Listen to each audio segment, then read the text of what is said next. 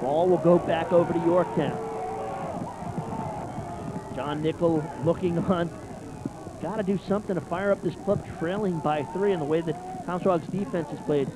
They've scored 2 goals in about 41 minutes. They've got to find a way to be able to penetrate this defense, and they're running out of time now. They've scored 2 goals, and they've got to be able to find their little niche here in being able to crack the defense. And this defense has really played tough.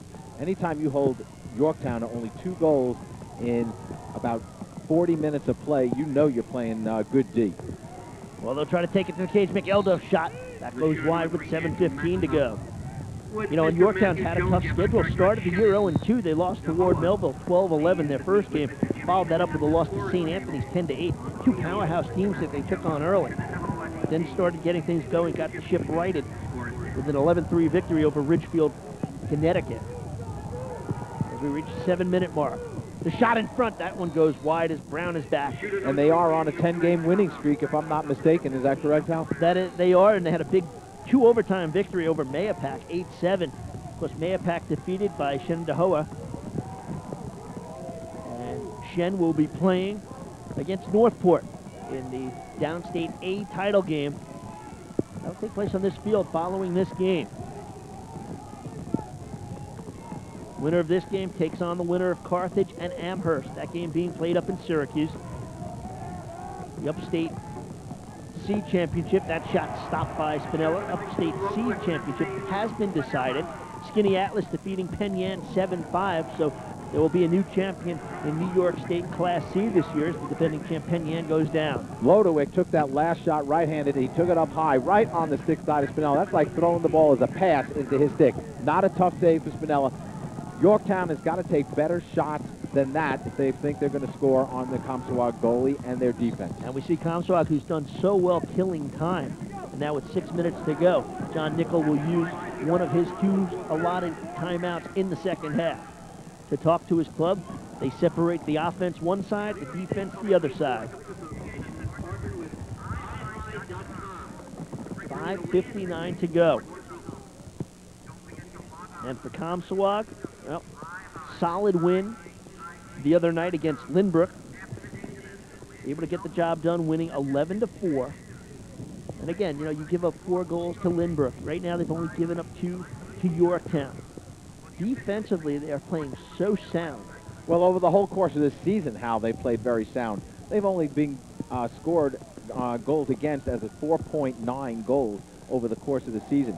So they don't traditionally give up a lot of goals. So we're looking at a team that is very, very tough defensively, and they're sticking right by their game plan offensively. If it continues as it is, it's going to be a tough road for Yorktown to be able to crack this defense. And Spinella's been the man between the pipes, tapping the pipes with the goal stick, get his positioning. Maybe a little bit of nerves, a little bit of just a little tick there, something to keep him going. Like Ron Hextall used to play goal for the Flyers and the Islanders. That was his big thing. Always tap the goal pipes. Know where you're at. 5:50 to go. Good defense again forces McCall to go back. Excellent defense by Terlizzo. Terlizzo, look at him.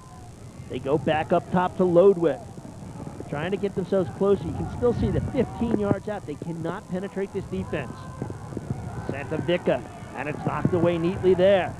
Machonis causing the ball to be on the turf, but it's scooped up by Yorktown. Able to come away with it is Santa Vica. Getting himself into the corner. Now it's taken away. Terlizzo able to come up with it. Feeds it off to the goalkeeper, who starts it out. You know, what poise by Terlizzo to be able to get the ball over to his goalkeeper. That was not a short pass. That was a pass from the corner to the crease area. And on top of that, he had 2 Yorktown players right near him in his face. And he was in the corner of the field, so he had to stay inbounds, be able to fight off the defenders, and make a good crisp pass to his goalkeeper. The feed across, Cardassi able to come up with it. Now they go up top with 4:51 to go. No rush here as Marksbury feeds it far side. Palkovich goes behind to Gongas. They will be very happy to kill some time. Serrano, Cardassi. Back up to Marksbury, plays catch with Gross. They'll go back behind the cage. Serrano, Gongas. And this is the way you just eat up clock, Terry. You know, it's 4 corners and 1. Absolutely correct. But this is the patience that they've shown. This is what Coach Mitchell wanted to do all game long, right from the outset. And his game plan has been to be patient on offense, good possession, take the good shots, score the goals when they're there. Serrano feeding out top. Marksberry. Shot wasn't there. They pull it back out. Marksberry gets the feed. That shot goes wide. But Kerry, with 4:05 to go, you're talking about the patience of Comsewogue. When does the defense for Yorktown have to break their patience and start being really aggressive, doubling, maybe even having the goalkeeper Vetta come out to try to double up and cause a turnover? Well, I think within a matter of a short few minutes, they're going to have to do just that as we see a timeout being taken on the field. But they've been sitting in their zone through most of this game. I would tend to think that they're going to have to start to come out and play much more man-to-man and offer more pressure on the Comsewogue offense and hopefully create the turnovers so that they can get the ball down in their short sticks. Well, think about it. You played 43 minutes, 55 seconds. You put 2 goals on the board. You take a look at the shots on goal. Yorktown having the shots, and I think what that shows right there is the patience of Comsewogue. You know what? It's not how many, it's just how many go in. It's quality, not quantity, and that's exactly correct. Yorktown has been taking their shots, but most of their shots have been outside. On the other side of the coin, Comsewogue has not taken as many shots. They've been very patient with the ball, moving it around the perimeter, and then they feed it in down on the crease, and that's where they've been scoring. Well, Adam Marksberry, you know, he hasn't really put on the points on the board too much, but he had an opportunity, had an assist here in this game. Take a look at one of his offensive opportunities as his shot is taken here. And boy, you know, you pay the price sometimes. He brings the stick up carry, and the defender says, stick up, opening, bam. Check. You got to protect that stick. So now it's Palkovich with 2 goals. We've hit the 4-minute mark, and it's Vetter who's able to come up with the loose ball, being chased by Marksberry. We've seen Vetter run the floor a bit. That pass gets into the offensive zone, and bam, big hit right there to Lizzo. Lizzo, the 5'10", 175-pounder, he put all his weight into that one. Just standing up, the Yorktown player. Stood up just for a minute because the Yorktown player got the back of his jersey wet as he hit the turf. And Serrano picks it up with 3.5 to go. And again, they will just spread the offense. Do not have to keep it in the box once it gets in until under the 2-minute mark. Minute 20 away from that. They still have possession as Marksberry scoops it up behind the cage. Here comes the double by Vetter. Right, they've come out into the man-to-man and double the ball with the goalie out of the cage. Vetter causes the turnover, and a flag comes down. And Marksberry pumps the fist, saying, all right, drew the penalty, as Vetter is arguing with the official. Now the question is, who's the penalty on? Is it on Vetter, or is it number 5, Tim McCall? It looks like McCall will go over to the sidelines. He is in the box with the penalty with 3:12 to go. And again, a minute penalty. So it's 3:12. So again, patience on the offense. Comsewogue looking to eat up clock now. That's going to be the game. The clock is probably the greatest opponent for Yorktown. And they may have to double, even being a man down. Comsewogue doesn't even have to take it to the cage. They can kill this penalty off themselves, bring the clock down to 2:12, and let Yorktown possibly say, hey, you got 2 minutes and 12 seconds to get 3 goals to tie us. Or you can just be aggressive and take it to the cage, and really one more goal would really probably ice it at this point. But I shouldn't say that after the first game today. Shoreham led by the score 10-6 with 5.5 to go. And that ended up being a 1-goal game, and an opportunity for Somers actually to tie it the final 15 seconds. So Shoreham Wading River, Tom Rotan's club, advancing to the state final in the C. That shot there by Cardesi, scooped up by Vetter. That's his 7th save of the afternoon. Might be the afternoon, but it actually looks like night right now. The lights are on here. It's a wet field. Here's an opportunity. A shot there by Serrano, stopped by the goaltender Vetter, who slipped. Serrano rather slipped as he took the shot, and Vetter slipped as he went to make the save. Every ball is going into the stick of the Warriors. Well, on the possession right here, it's going to scoot over to Yorktown with 2:01 to go and a 3-goal lead for Comsewogue. Official calling the loose ball push against Comsewogue, giving the ball back to Yorktown. They're having a hard time controlling their passes. And on that bad clear, it's going to kill off some more time. Goalkeeper Spinella comes out. He's forced out of bounds. And the ball goes back over to Yorktown with 1:48 to go. And now, the final timeout taken by Pete Mitchell. Now, clearly, the penalty has expired, so we're back at full strength. Now, Yorktown will have their offense now have an opportunity to get on the field and set up their offense. Defensively now, this will give Coach Mitchell the opportunity to get his personnel on, making sure that he has the right men. Remember, he had his man-up team on the field at that time, so that was a good call, giving him now the chance to be able to get the defensive unit on the field, his pole, Bartholomew, the short stick middies on the field, rather than having the extra man team on. You know, a lot of people would say, well, you know, you took the timeout, you're on defense, but, you know, sometimes a defensive timeout is not the worst thing. Here's the situation. You lead by 3 goals, minute 48 away from advancing to the New York State Championship game.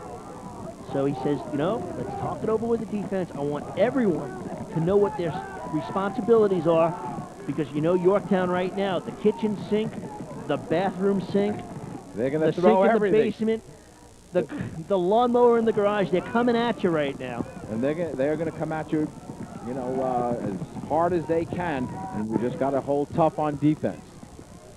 Actually, the ball, they actually ruled the possession to Comsewogue, so maybe Pete Mitchell called timeout before Spinella went out of bounds. And it looks like that must have been what happened. We didn't see it. Spinella had the ball, and Pete Mitchell alertly called timeout. So now they're just still saying the same things. Defensively, here's what you got to do. Let's get the ball. Let's hold possession. Let's do what we've been doing for the first 46 minutes. Here comes the double. Vetta and McCall teaming up, trying to take it away from Marksbury. Down to minute 26. They throw it out to Palkovich. You see the splashing water on the turf. Palkovich did a great job getting his body behind the ball so it didn't get by him on not a great pass. And you can see Comsewogue not taking it to the cage. They're more than happy to let the time run out right here. They've got to keep it in the box. Now Vetter is out of his cage. He's looking to double the ball. Having to stay in the box shortens the field. You're limited. Here comes the double. And Serrano being forced by the box, so the ball will come outside the box now. Now it rolls out of bounds, and now Yorktown gets it back with 56 seconds remaining. But only 56 ticks. They still need 3 goals. Now they're saying the ball is going to stay in the possession of Comsewogue. Off of the Yorktown player. And really, what a great play by Serrano. He knew he had to keep it in the box. Then the ball was on the ground. They battled for the ball. And now Yorktown takes their final timeout with 56 seconds to go. And again, they're probably going to have to go over their defense, who they want to look to double the ball with. And they're going to put on a lot of pressure now, obviously, on the offense of Comsewogue. So just 56 seconds away. Pete Mitchell. What a coaching career this guy's had. 4 years. He's 65-14. He's won 4 county titles, but he's never finally sneaks through and wins his first Long Island championship. I guess, you know, sometimes it's just getting over that hump. You win that game, the Long Island championship, and it catapults you to the next level. The confidence of the team knowing, look, we've won Long Island. Now it's a little bit of gravy. Sure, we want to get there, but the gravy is almost there. The potatoes are there. Now you just got to get the gravy in the championship game. I'll tell you, getting off Long Island is always tough. If you can win the Long Island championship, you know, you really have a good shot at it. The A schools have always been very successful. B schools from Long Island have always been successful. It's getting off Long Island that's always been the tough part. Marksbury, the double from Vetta. Marksbury keeping it in the box, goes on the far side, and it's scooped up in the rain. That time it was Henderson. They said he went out of the box, down to 40 seconds to go. Long pass downfield. You know, that's one of the problems that Yorktown's had all game.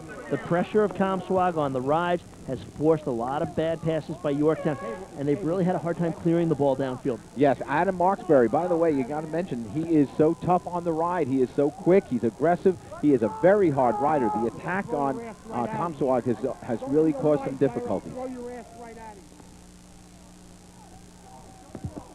Final 27 seconds. They'll try to get to the cage, make something happen, but it looks like it'll be too little, too late as the pass on the crease goes wide, heading to the end line. Comsewogue on the sidelines. They know what they've got. They've got one more game in front of them. They've got the Long Island. They'll have the downstate. Now they want the New York State Championship. as the final 6 seconds. They'll count it down on the sideline. 3, 2, 1. Pete Mitchell and the Warriors have one more hurdle to climb. Congratulations to the Comsewogue Warriors as they are the downstate champs in 2002. The New York State Championship game, Class B, this Saturday at 1:30. So the celebration on the field, right now they don't even feel the rain. What rain?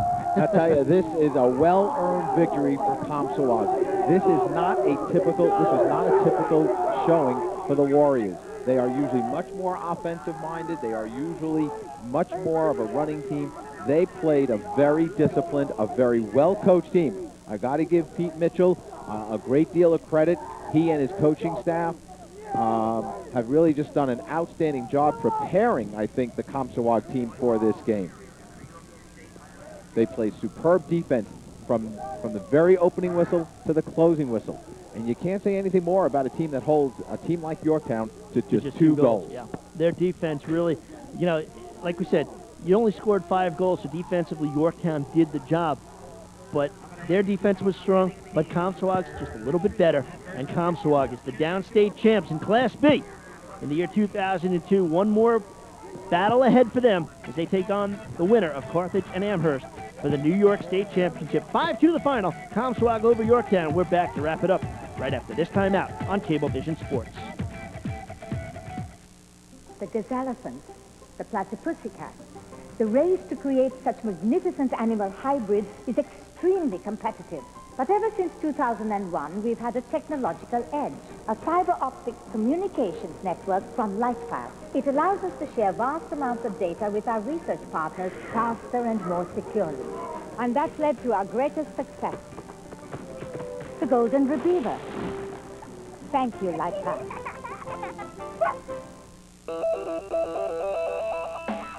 We were losing by a goal with 19 seconds to go in the second overtime period and ended up scoring the tying goal with 13 seconds and the winning goal with 6 seconds to go.